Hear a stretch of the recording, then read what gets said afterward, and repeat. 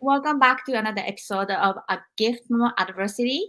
My name is Juri Love. I'm your host. Thank you very much for being here today. This is a book, A Gift from Adversity, which I published in 2020. Subtitle is Overcoming Sexual Abuse, Domestic Violence, Bullying, and Homelessness. I started to write this story to not only advocate for myself, but for others. After I published my book, I received a lot of messages of their adversities that I felt really compelled to start this platform with my adversity. Today, we have a guest. Her name is Ashlee, and she's going to share her adversity and tools and a gift that came from the adversity. Ashlee, thank you so much for being here today. Thank you for having me. Absolutely. So tell us who you are, your name, and then what you do. All right. My name is Ashlee Hoelck. So I live in Texas right now with my family. I've got two boys, a 2.5-year-old and a just turned 6-year-old. We homeschool. We moved from California, so we've only been in Texas for about a year and a half. So that's kind of where I am at right now. I did, just start my own coaching business that kind of stemmed from my adversity. So. So you mentioned about the coaching business. What is your coaching business and the website that people can learn more about? So right now I just have my Instagram, and inside of my Instagram, I have my little link tree in there that has some of my offerings that I currently have. But yes, so I'm a mindset coach and manifestation coach, serving mamas right now to help them find more time in their life and manifest a life of abundance and ease. And what is your Instagram handle? It's at Ashlee, ASHLEE _ HOELCK. Good. So people who want to find more about Ashlee at Ashlee_Hoelck. So it's HOELCK. So I'm gonna put that on the chat as well. So, anyways, well, thank you so much for being with us today and then to share your story of the adversity. So, can you tell our audience what was your adversity? Okay, yeah. So when I was a teen, I was in an abusive relationship from the age of 16 to about 20, 21. The ending was kind of blurred there. And, it started out pretty toxic from the beginning. It was more of manipulation and cheating and lying and a more emotional abuse. And then once I moved out of the house and was living on my own at college, that's when it turned physical. And the physical abuse lasted for about 9 or 10 months. And then it ended. But the relationship still kind of continued. I was very much in love with this person and just totally wrapped up in it. Once I finally broke free from that relationship and I started to kind of heal myself and focus on like the positive and things like that, and kind of started to change my life and build myself back up again. I ended up not having a lot of self-worth and a lot of PTSD, anxiety, depression, all of that. So it took a while to grow. And then I always had back pain after. Since I was 21, I had really, really bad back pain. I was throwing my back out once or twice a year. I was going to doctors. I was going to chiropractors. I got x-rays, and the only thing they saw was that I had like very bulging discs. And they said it was really bad for someone my age. But no doctor could tell me what was wrong. No doctor could help me. So I just kind of dealt with this really awful back pain for about 12 years. And then fall of 2020, I started to hear, well, that year I was writing like the list of things that I wanted that year, and it was, a nice house in Texas. And one of the things was my back is pain free in 2020. That was one of the big things that I wanted. So at the end of the year, I started hearing about how um, emotional trauma could be stored in your body as physical pain. And when I first heard this, I kind of thought it was crazy. I was like, there's no way that emotional trauma can be held in my back. Like my back is, something is wrong with it. And at that point in the fall of 2020, I was laying on the ground all the time because it hurt so bad, like alternating with heat and ice, doing all of these things, stretching, yoga, trying all these things. And I still felt that like I was going to throw it out. I couldn't pick up my 15-month-old son. Every time I laid him in the crib, I remember I would have to kind of drop him the last 6 inches because I couldn't bend over because it felt like I was going to throw it out.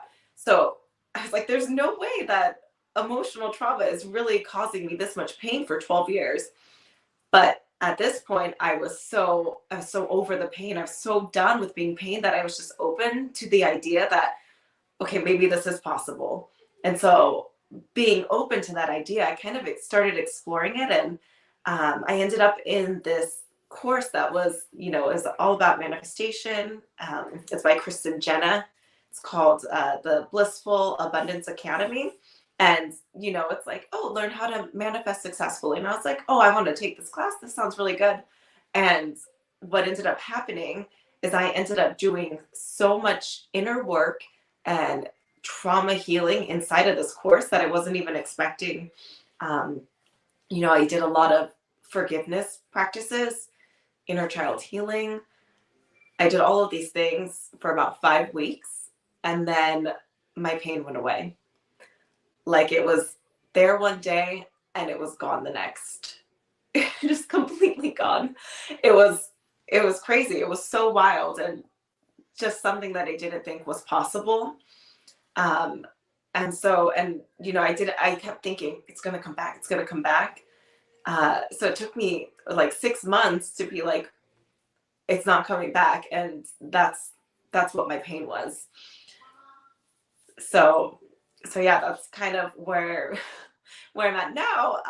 Now I'm just so intrigued by it all. I'm so intrigued by trauma and PTSD and how it's stored in our body. So now I'm kind of learning as much as I can. I'm reading all the books. I'm just so curious to learn more because that's doctors couldn't help me, but women that I met online, they helped me, and doctors never asked me, they never asked, hey, did you have any trauma in your past? They're just like, did you fall? Did you get in a car crash? They only ever asked me those, physical surface questions. And so now I just want to learn as much as I can so that I can also help to facilitate healing in others and kind of raise awareness about the fact that this emotional trauma can be stored as physical pain. Well, thank you so much for sharing that. So first of all, let's go back to your adversity part, the abusive relationship.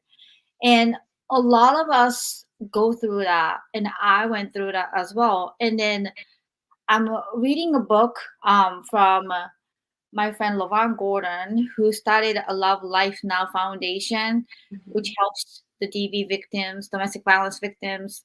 And she wrote a book called The Legacy He Left Me. And then there's a research that typically research shows, unfortunately, for people who are in abusive relationship, it takes about 7 times to realize that they have to get out because they're so wrapped around in the love situation, being blinded or being brainwashed. Yeah. And I've experienced that as well. And first of all, I'm very sorry that happened to you, and then physical abuse that happened to you, as well as the emotional abuse. So going back when you are in that adversity, in that situation, crisis, how were you feeling when you were getting, especially physically abused? How was I feeling? I was feeling pretty bad, but I was so in love, and this was a very manipulative person too. So he he knew that I was emotionally weak when he met me. He knew that I was already experiencing a lot of depression and anxiety. 6 months prior to meeting, I had actually gotten raped by a friend, and so I was dealing with all of that. I was very, very depressed about it, especially because my friends thought that they didn't believe me. So I like stopped. I lost a bunch of friends because they didn't believe me, and they said that I wanted it, and I did not. And so when I met my ex, he was like, "So what's your story? What's going on with you?" And he knew that I was hurt, and so I remember very early in the relationship, he said, "I'll never hurt you. I'll never hurt you like that. I'll protect you." Yeah, right. Red flag. But I was 16. I was 16. I was so young. And so I just fell in love, and I just I didn't really know. And it was, everything was just like so progressive, like very slowly. It was just like little things. Like I'm half Mexican, so I have very curly hair. And so it's just little things like, I think your hair looks better when it's straightened. But to the point that I would never leave my hair natural. I would always straighten my hair because I knew that he preferred it that way. And it was just everything was controlled, and everything was micromanaged about me. But I didn't think it was bad because I felt like, well, he loves me. He's doing it because he loves me. Um, but by the end of the relationship, I felt like an empty shell. Like I felt like an empty shell of a person. He constantly told me that I needed to lose weight. I was 115 pounds and 5'4". And so because of that, I ended up dropping down to like 100 pounds in a year. Like I just lost 15 pounds in a year, um, just to kind of be the ideal thing, just to be whatever he wanted. And by the end of it, I didn't even know who I was. I had no self-worth. I had no happiness inside of me.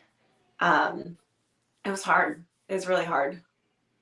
Took a lot to build back up. And how did you get out of that abusive relationship? Like, what was the tipping point that you realized that this is really abusive relationship that I need to get out? And how Mhm. did you realize it, first of all? And how did you get out of it?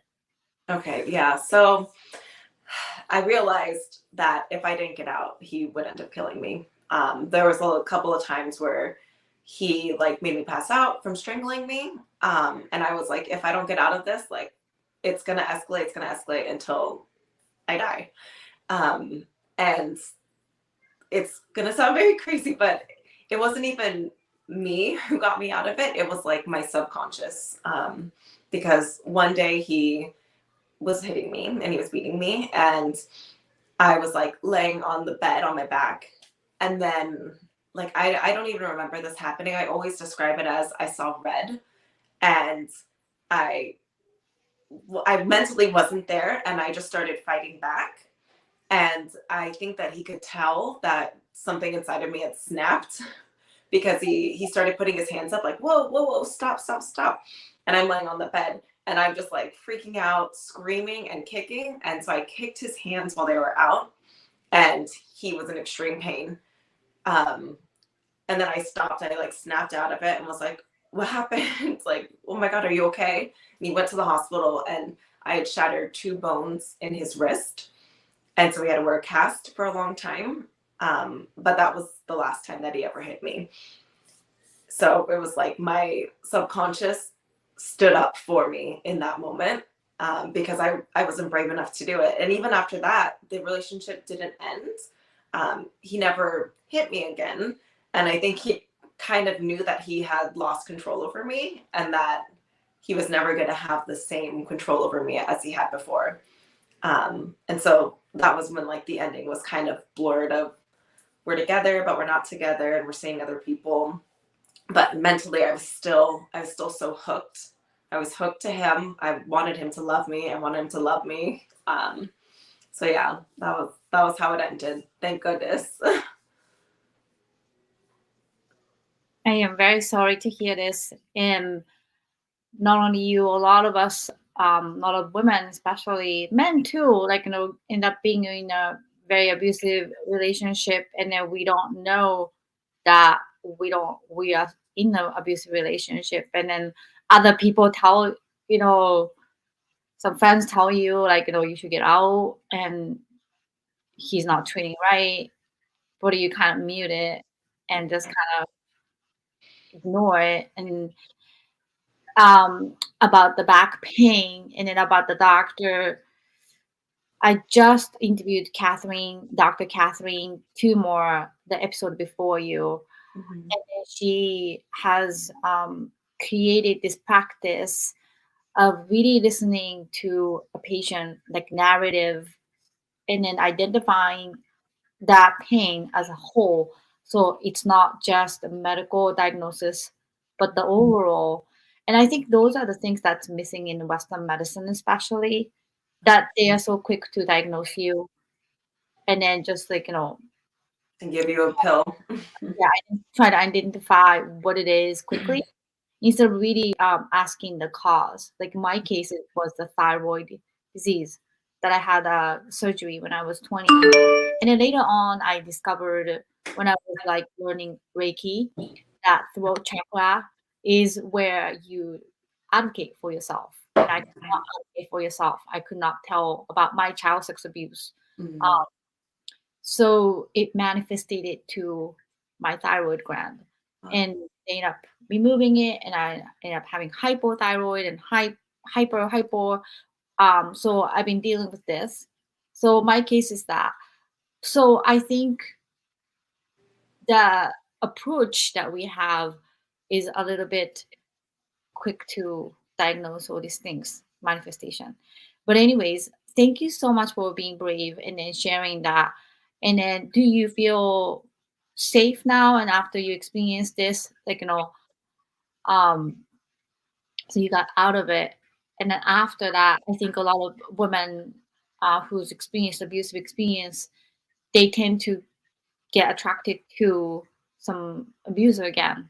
Mhm. But were you able to find somebody who is not, and then being able to protect yourself?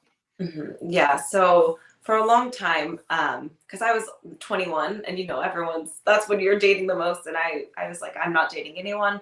So I didn't date anyone for like 5 years, and then I met one guy, and he really wanted to date me, and I kept saying, I don't want to date you. I'm not dating anyone. I had very strong walls up. I still coping my PTSD triggers. I had a lot of really really bad triggers, really bad anxiety, and this guy just finally convinced me. I was like, okay, whatever.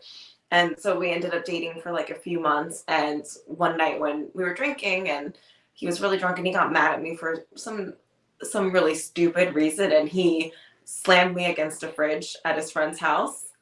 And we like went back to his house, and I went home in the morning because we'd been drinking. So I went home in the morning. I like cried hysterically in the shower and was like, this is the end. And so I like told him, I was like, we're done. We are done. Because I was like, I'm not getting into that again. And I loved him, and I cared for him, and I know he loved me, but I was like, I stopped it right then. And so that ended. And then about 6 months after that, my father ended up passing from cancer. He had cancer, and 6 months later he died. He was only 45. So it was a shock. And it was really really hard. It was very difficult. And my mom and him were still together. They've been together for like 20 years, 18 years or something, since they were 19, 20. And watching my mom take care of my dad was like so heartwarming and like jarring, and it kind of like shook me awake.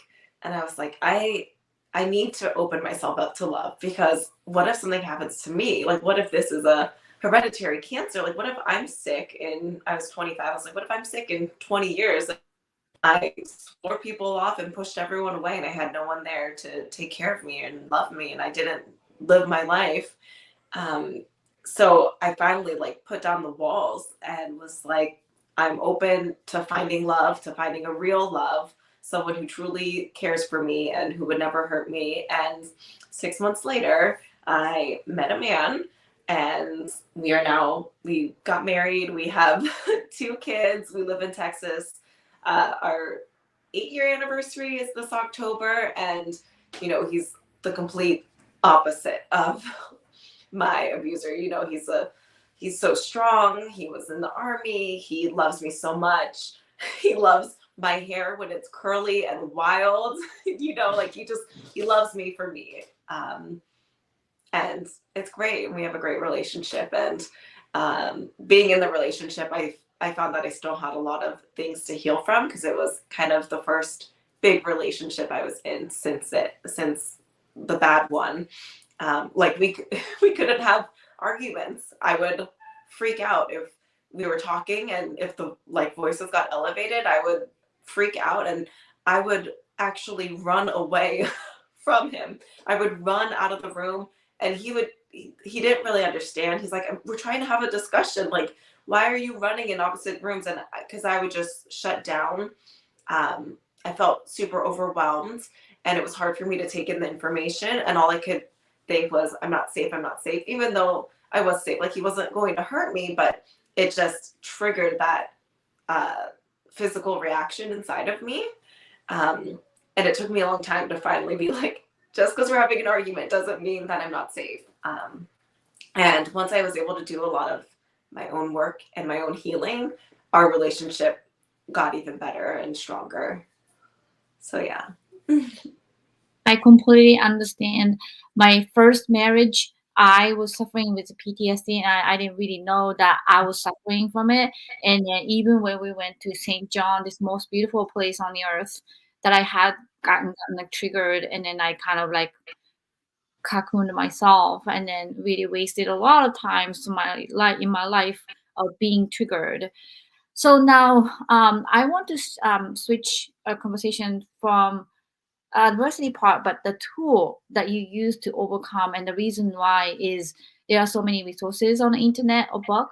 But I want to feature our guests and people who went through the adversity, that we all try to find our way and struggle, but what worked the most, and that you can share with people. What are the tools that was most helpful to you?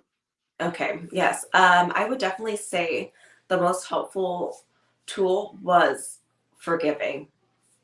Forgiving and letting go, because I didn't realize how much anger I still kind of held towards this person. And so, I was guided to write a letter. And in this letter, it was like, don't be nice in the letter. So I wrote everything out. I said, I hate that you make me feel this way. I hate that you took away my life, and blah, blah, blah. Just went on and wrote all of those things out, got it out of my body. And then after that, I found the lesson and the growth in it. And I realized, but because that happened, I made me a stronger person. It made me a kinder person. It made me want to help others who are in my situation.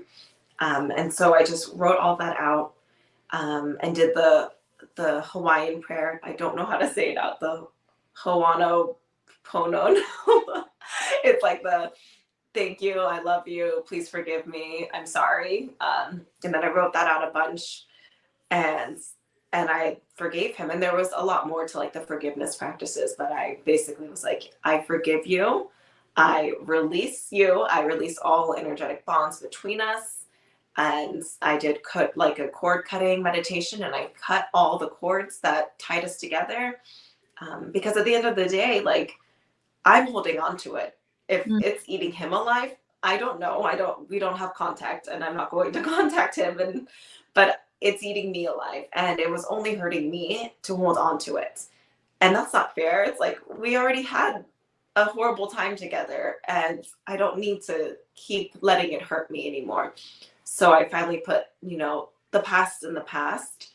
I forgave him, which forgiving him does not mean that what he did was right or that it was acceptable.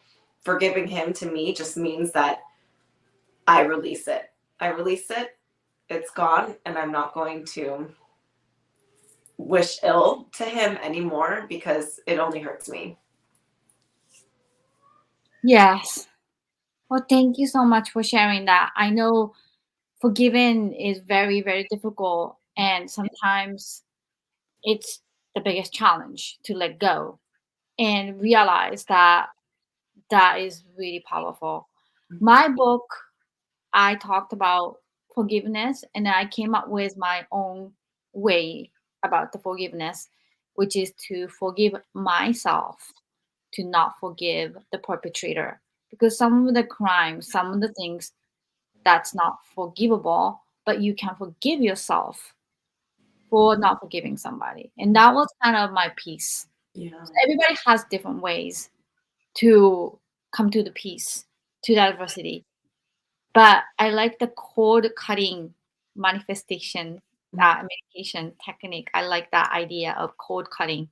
Yeah. Um, yes, And when I did it, like all of these things were very, very powerful. It was a very emotional few weeks. And my husband ended up working nights that week, so he was gone. So I had the space and like the aloneness to actually do this. The kids were asleep and everything. And when I did the cord cutting meditation, and I cut the cords off, and I felt them snap, and I just got full body chills and just started sobbing because I felt a lightness.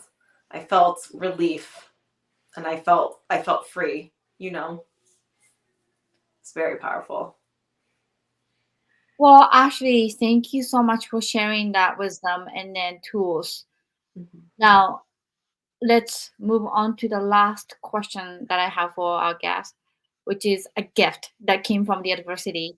How do you say a gift that came from the adversity? I think that the gift now would be taking this full circle and helping women who have been through it to heal, to know that there's light at the end of the tunnel, and to not let it be their story. Like, that's not all that they are. So I think the gift is now I can help others and help others heal and turn it into something good. Can you share some testimony that some of the client that you helped, that you felt empowered that you truly helped somebody turn around the situation? Not quite yet. I just started my program. Just I'm still working on finishing it up right now. I see. Yeah. So basically, a gift is that you learned these tools and then lessons that now you want to give back to Mhm. other women or other maybe victim of the DV. Yes. So do you have any last message for our audience before we finish our program today? Hmm. I think I would say, whatever traumas that you've gone through, know that they don't define you, and know that there's always the power inside of yourself, the power inside of you to heal and to grow and to move on. I like that a lot. Mhm. Oftentimes, those trauma, you feel like that's your fault, that's part of you, and that defines you. And then that's kind of who you are. You are weakness and you attracted it. Some people may blame you. So I really like You're broken. yes. And I don't know why we do that to ourselves. I don't know why we're not kind to ourselves, but we tend to do that. Yes. So do you do a little bit of like self-affirmation or like something that helps you to gain control after this? Yes. Yeah, I keep up with my mindset work. I do meditation every morning and every night. When I'm feeling super overwhelmed, the mantras I kind of like to repeat are I am safe, I am loved. And I do every morning, I write my gratitude, and I write usually like 10 affirmations or some sort of morning pages where I just kind of journal out my gratitude and things that I'm calling into the future and things like that. I just got to stay on top of the mindset work. It's I just love. like a muscle. I've heard of writing the gratitude in the morning, and I've never done it before. But do you write like physically, like paper on a paper? Oh yes, yes. Pen to paper. I started that in summer of 2020, and it really changed a lot for me. I at that time I had, I had some postpartum anxiety, and the pandemic hit, so I had some pandemic anxiety, and the the gratitude in the morning really, really changed a lot for me. Yeah. So that's another tool that people can use, writing down what are you grateful for. Hmm. Yes. What did you write this morning? This morning I wrote that I was grateful for my safe and warm house. It was very cold this morning, so I'm always grateful for my heater. And I wrote that I was grateful for our homeschool community. We had a really amazing field day yesterday, and I said I was grateful for the moment that me and my 2-year-olds, we got a little peaceful moment on the riverbank with like the sun shining on us, and we were just throwing some rocks in the river. So yeah, Great. things like that. Hmm. Well, Ashley, I really appreciate you coming to our show, A Gift from Adversity. Thank you.